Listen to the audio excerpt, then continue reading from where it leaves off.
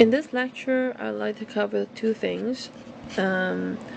So, continuing where we left off, this is the next thing you need to know about rational expressions to evaluate a rational expression.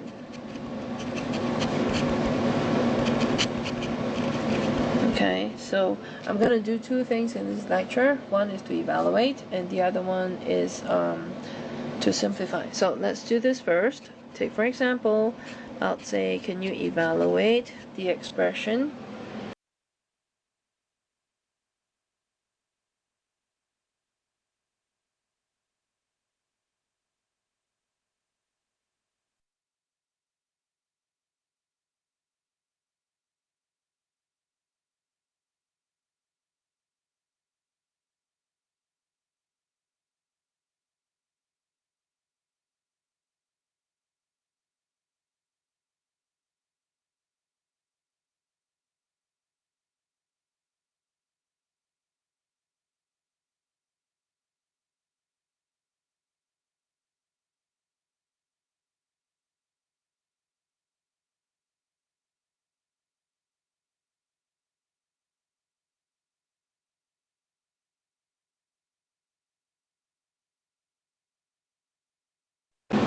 say the expression is 5u cubed plus 9u minus 6 all over, say, 3u to the power of 4 minus 4u cubed plus 8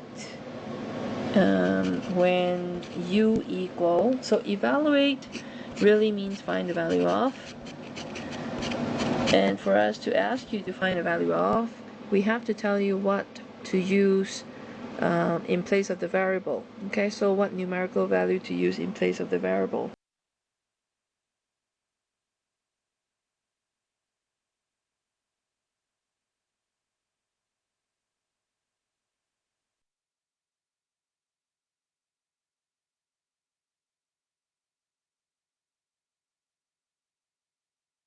So let's say now we want you to use replace u's by -2. Okay, so let's come to this expression. 5u cubed plus 9u minus 6 over 3u to the fourth minus 4u cubed plus 8. So what we're asking you to do is to evaluate this when u is -2. So watch out for this. Every u that you see, you're supposed to replace by -2. So it's going to be 5 times of -2 cubed.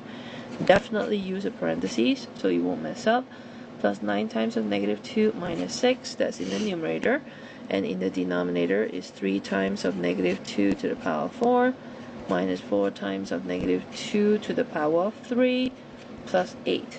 Now make sure you double check that you have replaced every u by -2, use a parentheses for them, and watch out for the exponents, make sure you copy it correctly. Now that everything is in numbers, you have to remember order of operations, which require you to do exponents before multiplication. So you cannot multiply the 5 with -2. You have to do the exponents first. So in this case, you have to look at what's 5 times -2 to the power of 3. Now because 3 is an odd number, this product is going to end up negative, so it's going to be -8.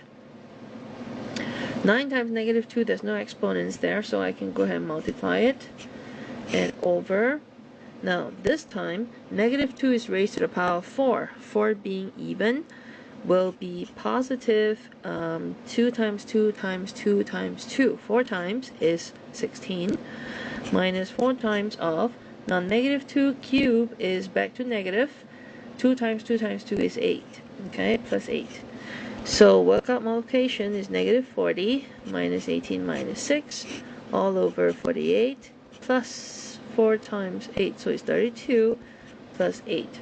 So what you have in the numerator is negative, what is that, 24, so it's -64, and the denominator is 40, so it's 88.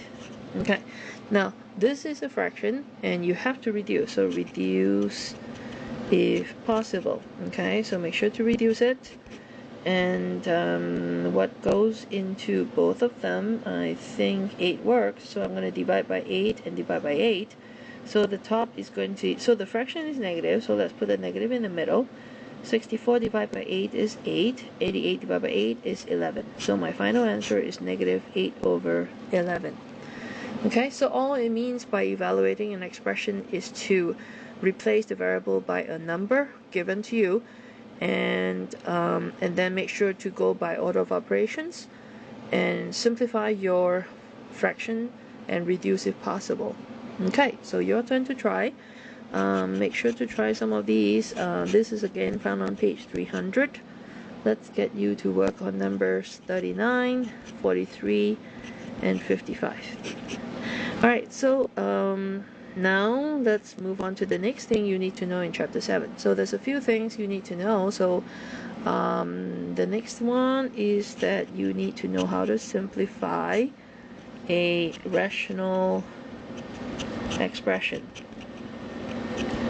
So if you want to refer to your textbook, this is now in section 7.2. Okay, so this is found in section 7.2. Evaluating a rational expression is found in section 7.1. Let's write down the steps so you won't forget what to do. First thing you need to do is to factor numerator and denominator separately. Okay, and then you need to look for factor pairs to divide out. So we're talking about one in the numerator and one in the denominator, and you want them to divide out. So let's make sure you understand what are factor pairs. If you have a plus b over a plus b, that's one pair of factors. They're exactly the same, so they cross out to become 1. If you have a plus b and b plus a, that's also a factor pair because addition is commutative. So that's still 1. So if you recall what this means, is like, for example, if you have 5 over 5, that's 1.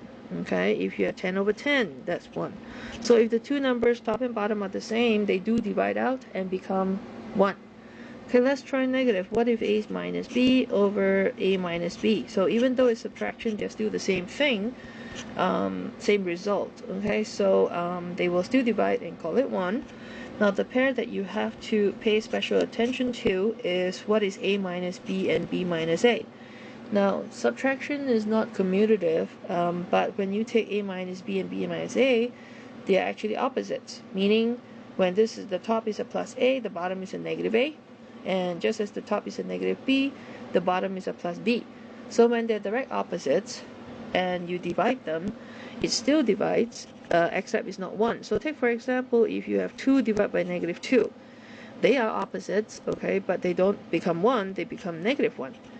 Or if you have a minus 3 over 3, okay, that also divides to become negative 1. So these are opposites, so they divide out to become negative 1.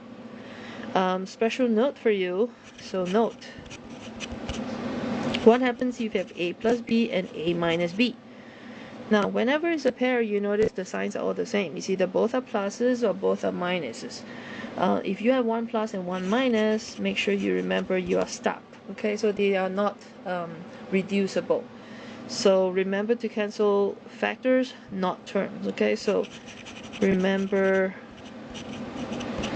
to cancel out factors, not terms.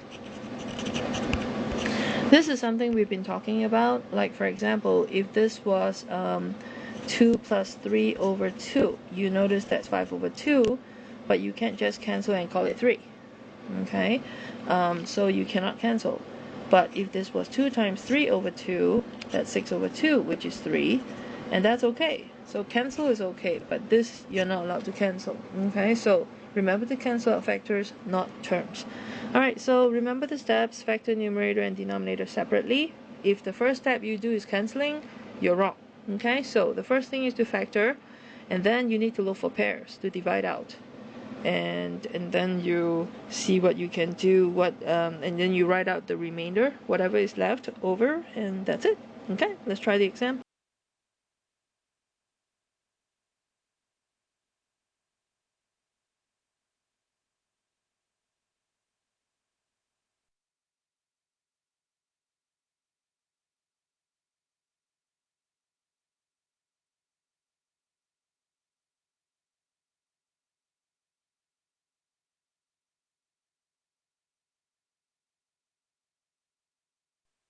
Okay, let's try this one. Take for example 1. The word we use is simplify. Okay, so remember, simplify is all that we talked about. Factor first and then look for factor pairs. Let's try this one. 3x cubed minus 24 over 2x squared minus 15x plus 22. So remember, the first thing, if you start canceling, you're wrong. Okay, so first thing is to factor it separately. So you can do it on the side. 3x cubed minus 24. I can take out a GCF of 3, which gives you x cubed minus 8. Now when you look at x cubed minus 8, I hope you recognize it to be the cubes. So it's x cubed minus 2 cubed. So that's going to be a little parentheses and a big one. The little one is going to be x minus 2. That's where we drop the cubes, and we just keep the terms, the x and the 2. And in the bigger parentheses, remember, you're supposed to square the x and multiply the x with the 2, which makes it 2x, and you square the 2, which makes it a 4. And then you fill in the signs. These signs, they are opposite, so that's why it's a plus. And this one right here, that's always plus. Okay, so that's my factor for the top. So it's going to read 3 times of x minus 2, and then x squared plus 2x plus 4. Okay, now I do for the bottom. Now the bottom right there is a trinomial, 2x squared minus 15x plus 22. The sum I'm looking for is negative 15, and the product I'm looking for is 44.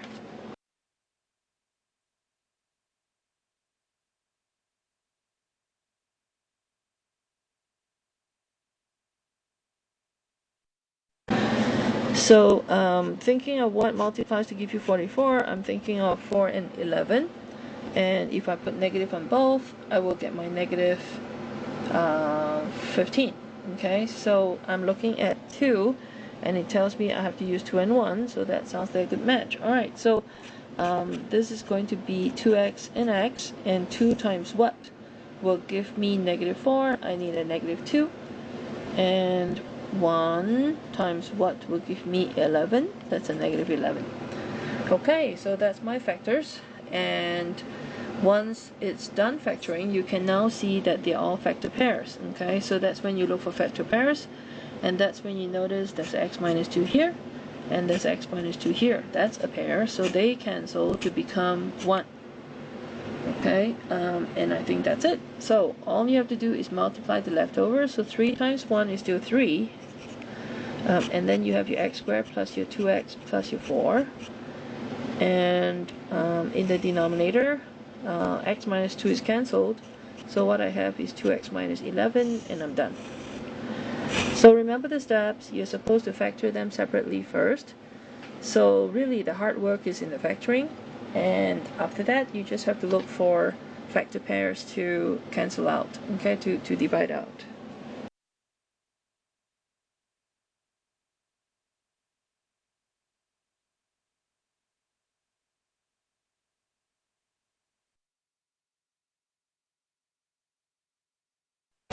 Okay, let's try another example. Let's try this one. 2x squared minus 2y squared over x squared plus 2y plus 2x plus xy. So if you look at the top and the bottom, okay, they're separate techniques. Let's try the top one. 2x squared minus 2y squared. I'm supposed to take out the GCF, which is 2. And what's left is a binomial, and it's a square. So I'm going to go x and x, y and y, 1 plus 1 minus. Okay, so I'm done. And I write my result. 2 times x plus y and x minus y. Okay. Now I'm looking at the bottom. The bottom is made up of 4 terms. And when there's 4 terms, I think of grouping. That's x squared plus 2y in one, and 2x plus xy in another. So in the first one, you notice there is nothing I can take out. Okay, so that tells me that this grouping is wrong. So let me try a different way. So I'm going to put x squared and 2x into one, and I'm going to put 2y and xy into another.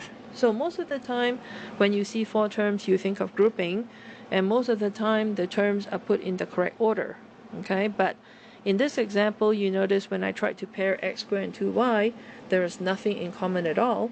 So that's why I thought of putting x squared and 2x, because at least there's something in common there.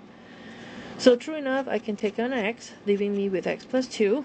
And in the next parentheses, I can take out the y, which makes it 2 plus x.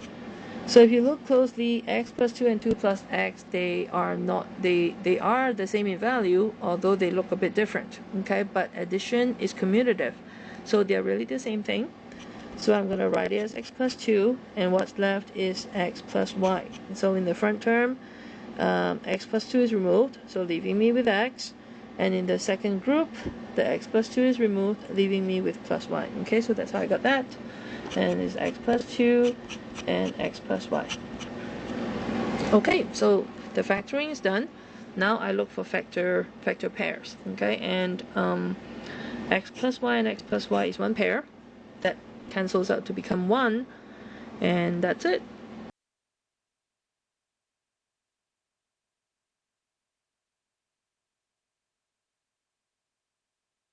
So when I multiply out, what's in the numerator is 2 times of x minus y, and what's in the denominator is x plus 2.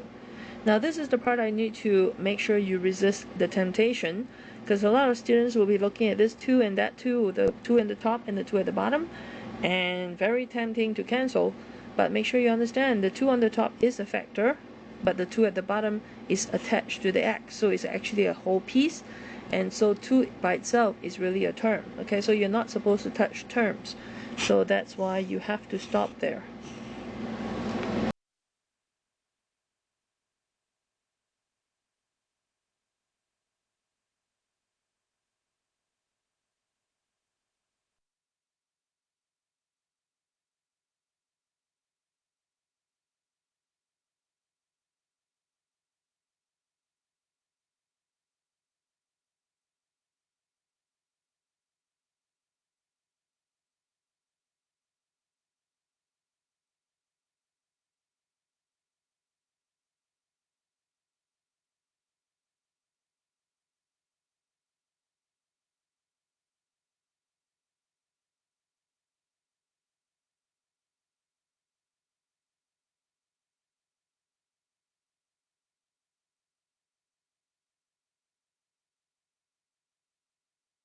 Okay, let's try one more example. You notice that although we are all in example 1, 2, and 3, we're still asking you for simplify.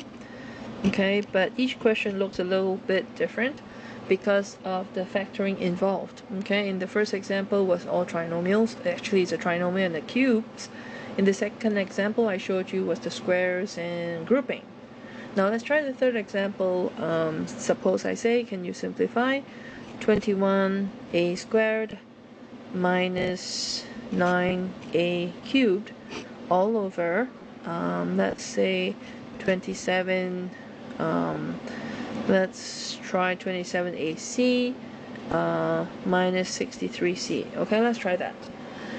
So if you look at the top, what can you do with it? So let me do it here. 21a squared minus 9a cubed. That's what I'm looking at. And I notice that a squared is my GCF. But if I look closely, 21 and 9, there is a number that will divide them. 3 will work. Okay, so what I have is 7 minus 3a. Okay, so you can check by multiplying back. And okay, and that's about all I can do. I can only take out GCF. So 3a squared, 7 minus 3a. Now, as for the denominator, 27ac minus 63c. So c is common. As far as 27 and 63 is concerned, let me see, 27 and 63, 9 divides them, right? So let's take out the 9, leaving me with 3c minus 7 and 7. Okay, that's all I have. 3c? No, I'm sorry, 3a. Okay, because the c was removed, so it's 3a minus 7. Okay, let's double check. 9 times 3 is 27. 8 times c is ac. Okay, and 9c times 7, that's 63c. Okay, I think we're good. So that's the denominator. So it's 9c, then 3a minus 7. Okay. Now if you look closely, is there any factor pairs? Now if you notice, 3 and a squared, they are not stuck together, they're individuals. Okay, so if you like, you can put dots between these. So these are all individual factors. So first and foremost, what caught my eye is the 7 minus 3a and the 3a minus 7. So they're not exactly the same thing, because if you look at the 3a at the bottom, is a positive 3a, versus the 3a at the top is a minus 3a. So they're not exactly the same, just as the top is a positive 7, whereas the bottom is a minus 7. But they are opposites, so I am allowed to cancel so long as I write a negative 1. Okay, it doesn't matter where you put the negative, so long as you put it big enough, because all it means is your final answer will be negative. Okay, now, although the top letters are A's and the bottoms are C's, 3 and a squared is not stuck, just as 9 is not stuck to C as well. So you can always reduce this and call this 1 and 3, just like how we deal with fractions. Okay, I think as far as cancellation is concerned, I'm done cancelling. So what's left is, my answer will be negative, okay, because of this. So it means my fraction is a negative, the numerator is a squared, that's what's left, and the denominator is a 3 and a C, okay, and that's it, that's my answer. So remember the steps, you must factor, so that's where your skill comes in, okay, how fast can you factor and how accurate. And once you are done factoring, that's the hard part, and the fun part is actually to look for pairs to cancel. Okay, so make sure you brush up on your factoring skill, or you're never gonna get to the fun part, because the fun part is just to cancel factors. Okay, your turn to try. These problems are found on page 305 of your textbook.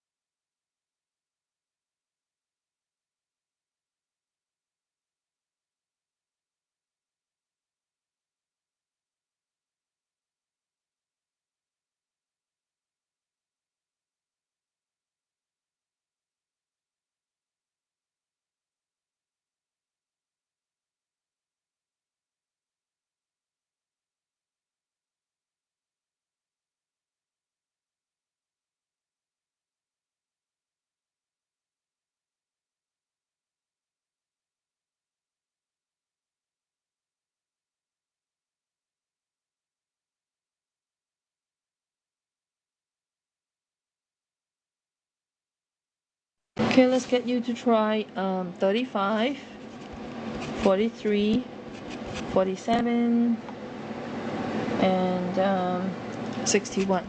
If you have time, you should try more, but let's get 4 down first, okay? All right, good luck.